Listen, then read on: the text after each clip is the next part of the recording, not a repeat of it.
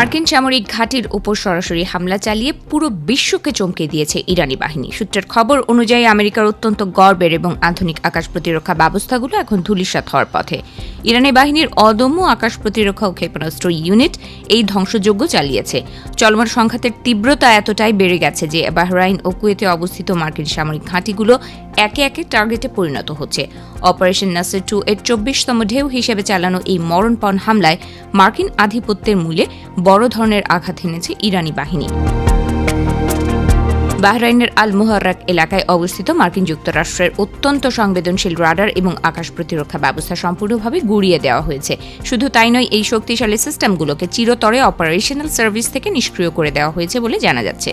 আক্রমণের তীব্রতা এখানেই থেমে থাকেনি। বাহরাইনের আল রিফা এলাকায় মোতায়েন করা মার্কিন প্যাট্রিয়ট আকাশ প্রতিরক্ষা ব্যবস্থাও একযোগে ক্ষেপণাস্ত্র ও ড্রোনের ঝাপটায় ধ্বংস হয়ে গেছে। মার্কিন আকাশ নিরাপত্তার প্রধান স্তম্ভ হিসেবে পরিচিত এই সিস্টেমগুলোর পতন রীতিমতো হতবাক করেছে সামরিক বিশ্লেষকদের। এদিকে কুয়েতের আকাশসীমায় ও মাটিতেও সমানভাবে তাণ্ডব চালিয়েছে ইরানি বাহিনী।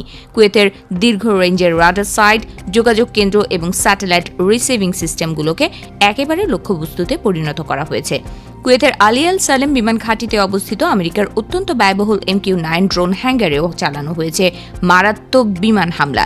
এই আকস্মিক হামলায় বেশ কয়েকটি ঘাতক ড্রোন হয় সম্পূর্ণ পুড়ে গেছে, নয়তো মারাত্মকভাবে ক্ষতিগ্রস্ত হয়েছে। পরিস্থিতি এখানেই শেষ নয়। কুয়েতের আহমেদ আল জাবের বিমান ঘাঁটিতে মার্কিন যুক্তরাষ্ট্রের বিরুদ্ধে আরও একটি বড় আকারের অভিযান পরিচালনা করেছে ইরানি বাহিনী। সব মিলিয়ে মধ্যপ্রাচ্যের বুকে মার্কিন সামরিক শক্তির আকাশ সুরক্ষা বলয় এক ভয়াবহ বিপর্যয়ের মুখোমুখি এসে দাঁড়িয়েছে।